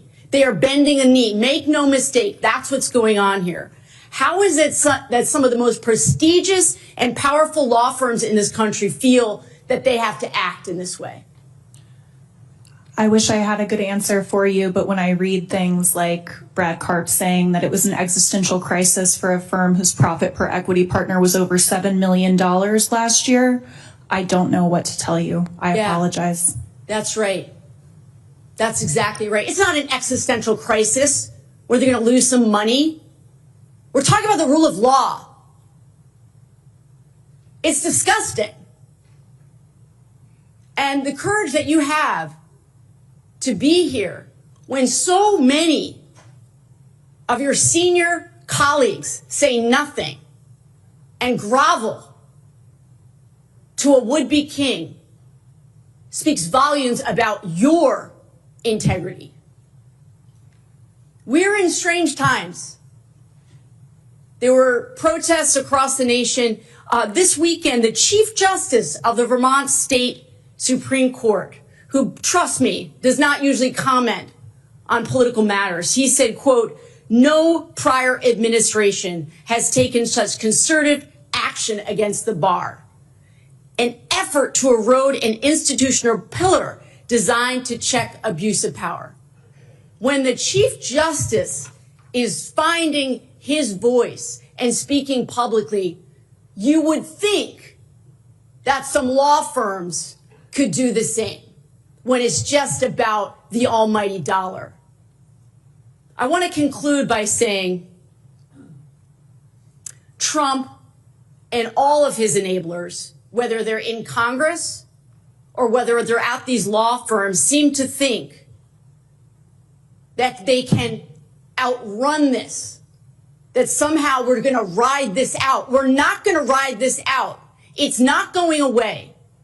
It's only when good people stand up and say, no, I refuse to bow. And my hat is off to all of you. You are showing courage that so many people in this moment are not. And I'm going to be able to go home this weekend, the end of this week, and talk to my two kids. I got 2 high school students, and they're going to want to know that there are good people doing the right thing, and I'll be able to tell them about this. I yield back. Senator Hirono from the great state of Hawaii. Thank you very much, and I thank all of you for being here. And obviously there were a lot of people here who really care about adherence to the rule of law, and I'm glad that I was able to make it for this portion. So I thank Congressman Raskin and Senator Schiff. So these are not normal times. We have a president who doesn't think that the rule of law applies to him, aided and abetted by a Supreme Court in their immunity decision. So what we have is a president who will go after anybody, including countries, corporations, law firms, anybody who he thinks can stand up to him. Basically, he is setting things up so that he can extort from them what he wants. And it is more than sickening to know that the people who are supposed to be standing up for the rule of law, I would say the lawyers, judges in our country, and we see many of them just, I would use the word caving, and that is why caving to the demands of this very corrupt president. So, Rachel, Ms. Cohen, thank you very much for having the courage, and for you to note that, it's too bad that none of the partners who are making millions of dollars at your firm would stand up to do the right thing. It's pretty pathetic. And for the 500 or so law firms that filed an amicus brief on behalf of Perkins Coie, I say aloha to them, because if we don't all stick together, we're all going to be divided and conquered. So thank you very much. And for each of you, some of you who I know worked for the DOJ, in fact, I think it's Ms. Young, you worked for the U.S. Attorney's Office, you work for the DOJ, you have a wonderful background. I remember when we had the hearing on Pam Bondi, because she has said at some point that we should go after the prosecute the prosecutors and investigate the investigators. During her confirmation hearing in the Senate, I asked one of the witnesses who came on the second day of her hearings, what would be an indication that she is in fact weaponizing the DOJ to exact retribution, etc. And this witness, who happened to be a law professor at Georgetown, my alma mater, and she said, you're going to see people resigning, and that's what's happening, or you're going to see people being fired, and that's what's happening. All is not well in the DOJ. I did want to ask a specific question of Ryan Coswell.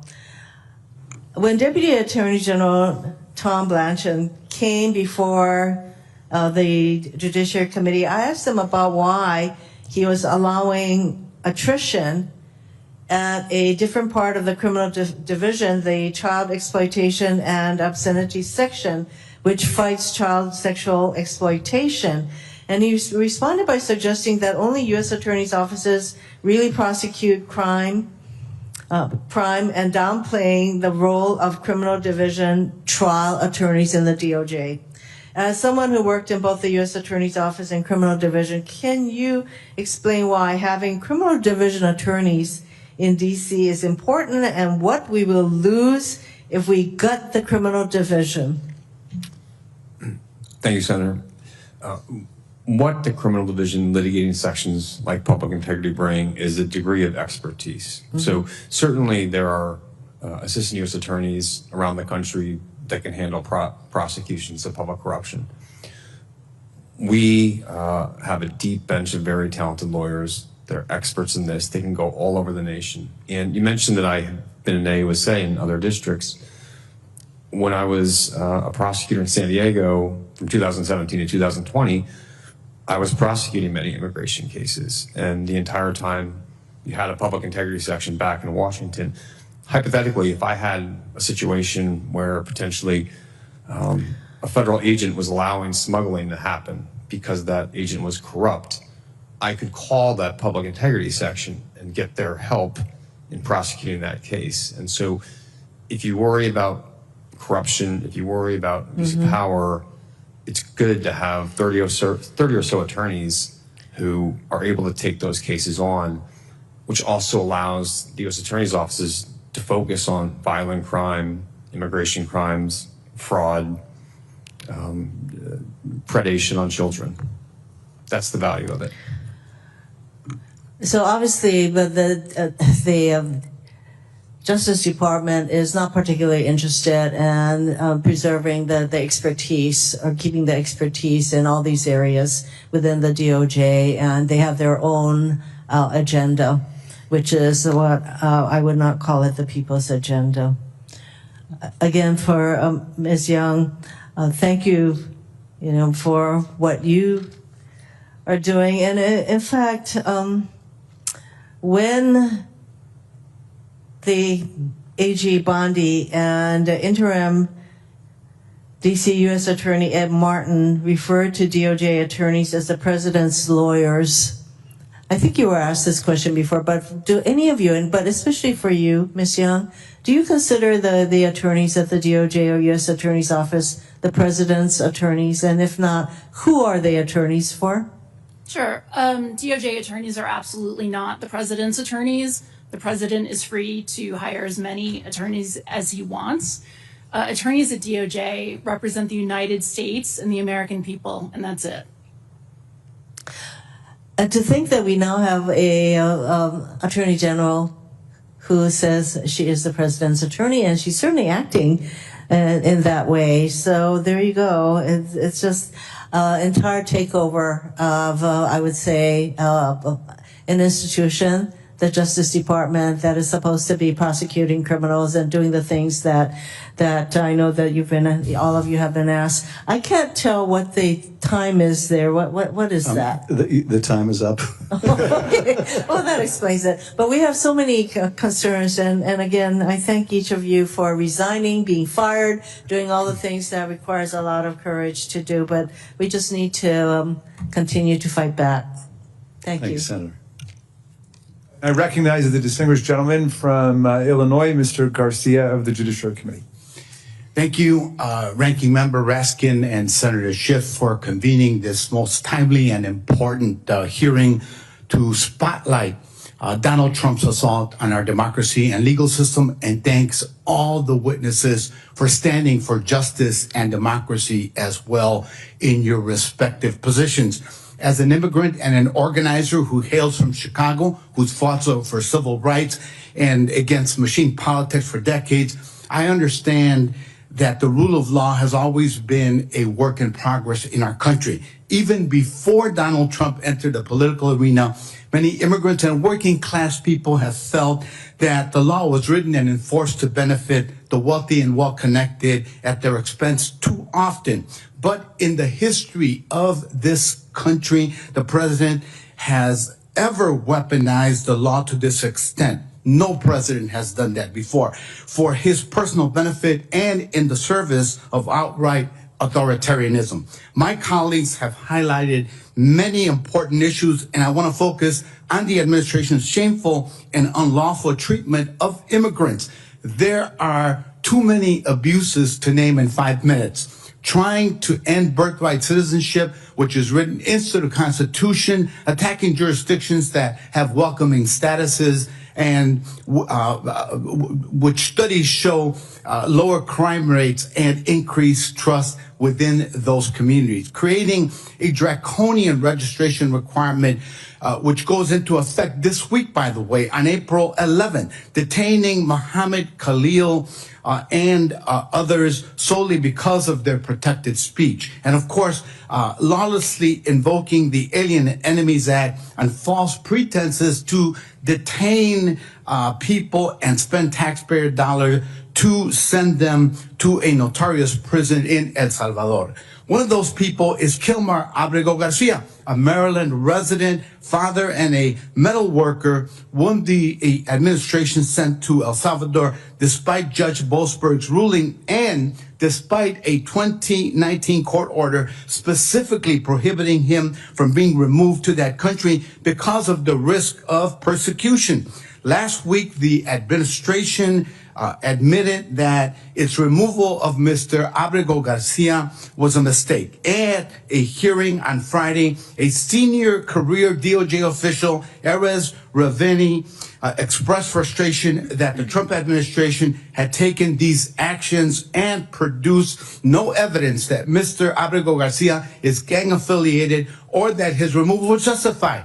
The judge then ruled that the treatment of Mr. Garcia was shocking and illegal and ordered his return to the U.S. But instead of following the law, Attorney General Bondi suspended Mr. Raveni, and after the Fourth Circuit refused to block the judge's order, the DOJ has now asked the Supreme Court to step in, and it will. A ruling has not been entered yet on the merits of the case. In a sea of authoritarian lawlessness, this case stands out. So I want to ask you, Ms. Young, in your experience and based on public reporting, do you think Mr. Raveni's actions warrant suspension? Absolutely not. And I know Erez Raveni, he is one of the most zealous advocates in the entire department, but he would never violate his ethical duties, including candor to the court.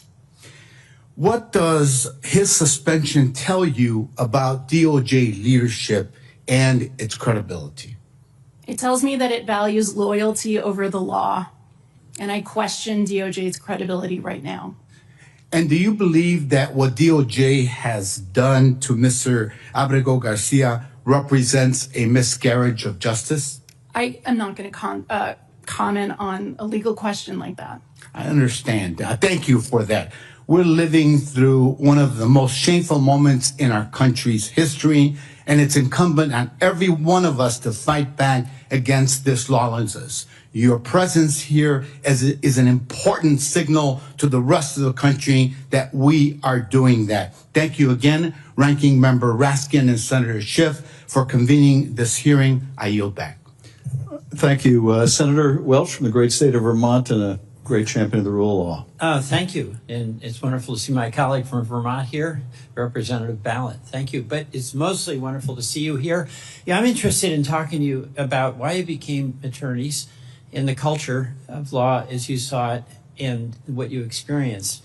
I'll start with you, Mr. Crosswell.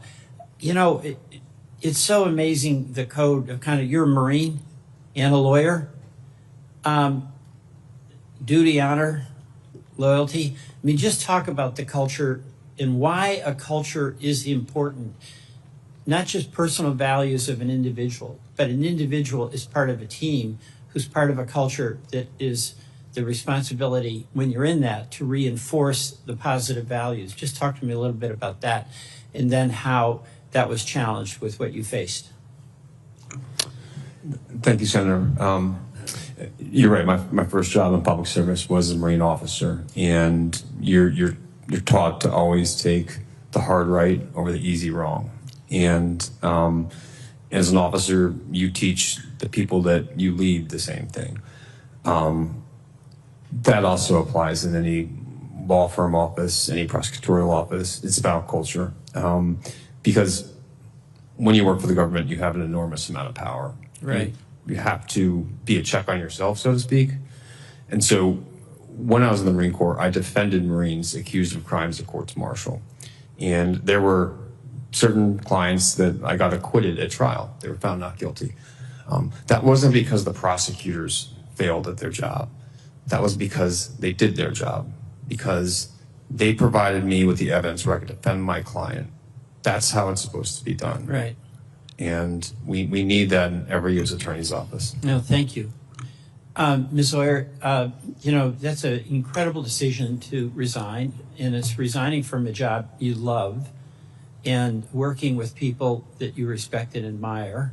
And then obviously the personal and professional implications that you're going to have to deal with for some time. So obviously there was a commitment to a culture that you saw being breached, and I'm going to ask you just to elaborate a bit on that. So I was actually fired. The decision was taken out of my hands. Well, you knew what would happen. Yes. You were fired. Yeah, I'm that sorry. My role in the department was becoming increasingly untenable every day. It was becoming more and more difficult every day to do the job in a way that was consistent with my values and my obligations as an attorney. And honestly, on some level, it was a relief to be fired, to take the decision out of my hands, Right. although it required me to leave behind a mission that I cared deeply about and a team of people who I care deeply about. And I take some heart in the fact that they are still there carrying on the good work. And you literally had a couple of armed marshals en route to your home when your teenage child was home alone? That's correct. Yeah, you know, I'm going to go back to you, Mr. Crosswell. Do you treat subordinates that way? I mean, is that at all acceptable? No, Senator. All right. And Ms. Cohen, you were friends with our beloved Mr. Raskin's son, and we've heard a lot about him. And I can only imagine the kind of commitment to public service you had, and found a way when you accepted an opportunity to work at a major and prestigious law firm. Tell me about how you saw being in Skadden Arps, a major Wall Street, really world law firm, is being also an opportunity for you to live your values as an attorney, your commitment to justice, and also have an opportunity to work for folks who otherwise wouldn't be represented.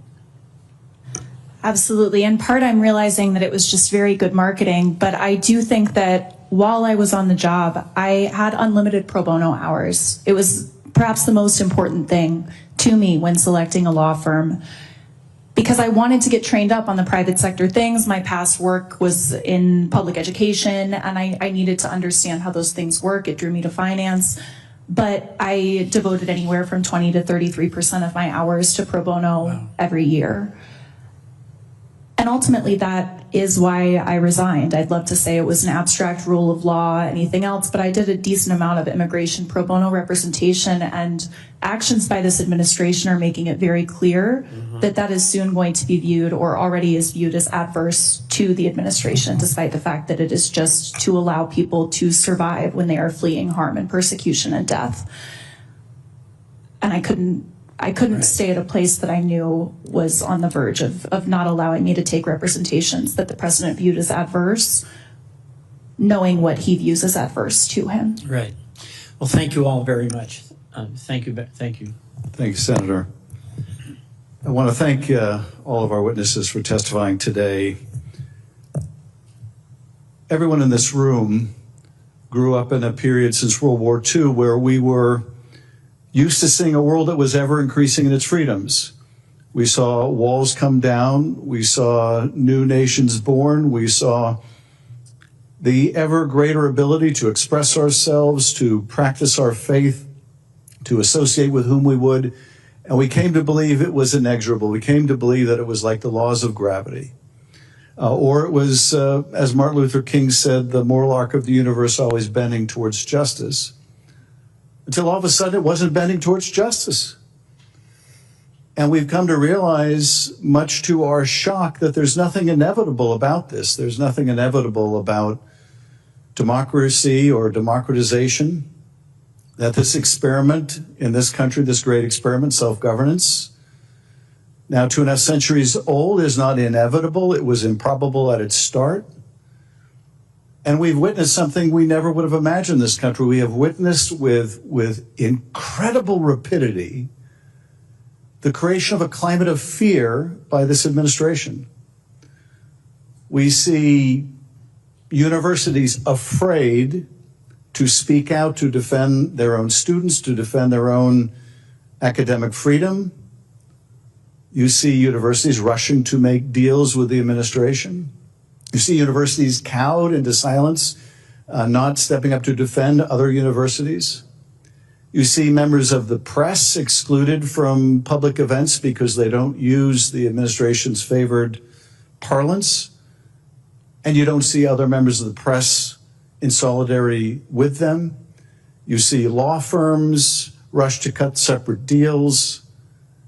You see lawyers purged from the Department of Justice. You see FBI agents purged from the Bureau. You see scientists purged from their agencies. A wholesale effort to weed out and drive out anyone of independent thinking, anyone who will stand up and defend the rule of law or science or the freedom of thought or expression, right down to ordinary citizens who are now afraid. If the government of the United States can pluck a man off the street and send him to a prison in El Salvador without any kind of due process or any process whatsoever, then no one is safe. And if the government's response to that is to discipline a lawyer who dares to speak the truth to a court, then no one is safe. And the answer to this climate of fear, there really is only one answer, and you're seeing it today, and that is courage. We must demonstrate courage in the face of this fear. In this very committee room, or one like it, Joseph McCarthy and his allies made the country afraid and caused people to inform on each other and betray each other, allowed people and to be driven out of the government and to be persecuted. And we wondered how that could be. We wondered how could so many people be complicit. Well, now we know. Now we know. Now we have witnessed it in our own time. But I will say this of the brave witnesses who have come and testified today. All of the rest of us have to ask ourselves, looking back at the McCarthy era, what would we have done? What would we have done if we were faced with the loss of our jobs, if we were faced with the loss of our livelihood, if we were faced with the loss of our position? What would we have done? Well, you don't have to ask that question. Your being here is all the answer anyone could demand. And we are deeply, deeply grateful to you. I yield to my colleague and friend, Jamie Raskin. Thank you, Senator Schiff, and thank you for your leadership. It's been an honor to conduct this proceeding with you, with all these wonderful guests and everybody looking at the proceedings across America. And thank you to our great witnesses here. Ben Franklin once said, "Make yourself a sheep and the wolves will eat you." And you are four people who have not made yourselves into sheep. You've shown us how to stand tough and stand strong against tyranny and despotism. And you and all of my colleagues here are speaking today in the spirit of our Constitution. We have an anti-monarchical Constitution. We've got no kings here. We have the freedom of speech. We've got no queens here, no emperors here, and we have no slaves here, and we have no serfs here. Just people, citizens, all of us together, standing equally under the Equal Protection Clause. We have an anti-monarchical Constitution. It forbids titles of nobility. It was so important to the framers. Congress cannot award or recognize titles of nobility. We've got an anti-cruelty Constitution. The Eighth Amendment bans cruel and unusual punishment. We've got an anti-corruption Constitution. It guarantees due process to everyone. It guarantees equal protection under the laws, as well as freedom of speech and freedom of the press and free assembly, the right to petition government for redress of grievances, free exercise of religion, no establishment of religion. And so we say to the courts, as Ms. Cohen said, you're an important line of defense. I don't think that you're the last line of defense. I think the people will always be the last line of defense, but you're a significant line of defense for us right now. We have 68 court orders that have been rendered by federal district courts, preliminary injunctions and temporary restraining orders against all of the lawlessness that's taken place. And we hope that the U.S. Supreme Court, which we know Donald Trump bragged about having packed and stacked in order to overthrow Roe versus Wade and get the Dobbs decision. We know that the court may be in a different posture on some of these things, but we ask all of the justices to live their oaths of office to uphold the Constitution and the rule of law. I ask them, I ask everybody in Congress, I ask everybody in the country to go back and read the steel seizure case from 1952, where President Truman ordered the seizure of the steel mills in the middle of a war, in the middle of the Korean War. He said it was a national security crisis and we couldn't afford to have a strike and a standoff between the unions and the management. And so he just ordered that all of the steel mills be seized. And the Supreme Court came back with a remarkable decision saying the president gets his power only from either the explicit text of the Constitution or from Congress. And Congress had already rejected the idea that the president should have the power to seize the steel mills. And so the court said in a 6-3 decision, the Constitution doesn't grant you that power, and Congress forbade you that power. And Justice Jackson, in his famous concurrence, said, at that point, your power, Mr. President, is at its lowest ebb. But here's the remarkable thing about the decision, which is indeed the paradigm for interpreting executive power, as Justice Amy Coney Barrett said in her confirmation hearings over here in the Senate. The remarkable thing about the decision is that there were 9 Democrats, most of them New Deal liberal Democrats, on the Supreme Court at that moment. President Roosevelt had been in for 4 terms. Truman had come in. These people, they were friends. A lot of the justices had served in the Roosevelt administration or in the Truman administration. Some had been in the Department of Justice.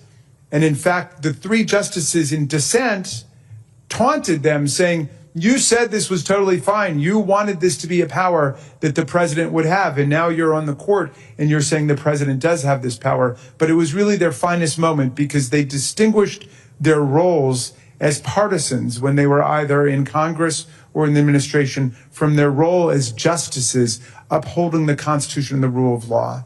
And they said, despite the fact that this was their team, they could not allow the president to overstep his bounds in that way. And after the case was rendered, Justice Jackson was so nervous that President Truman would never speak to him again that he had a dinner party with all the justices, and he invited President Truman to come over there, and there was a round of toasts, and Truman said to Justice Jackson, well, I don't know if I like your law that much, but this is a hell of a good bourbon you're serving us tonight. So we hope that the justices will live up to their titles. They're the only jurists in the federal system who get the title of justice. Everybody else is a judge, and we hope these justices will act with justice. And I want to just say finally about the law firms, because I've been working with Senator Blumenthal and with Ms. Scanlon on the question of the law firms. There is no safety in appeasement.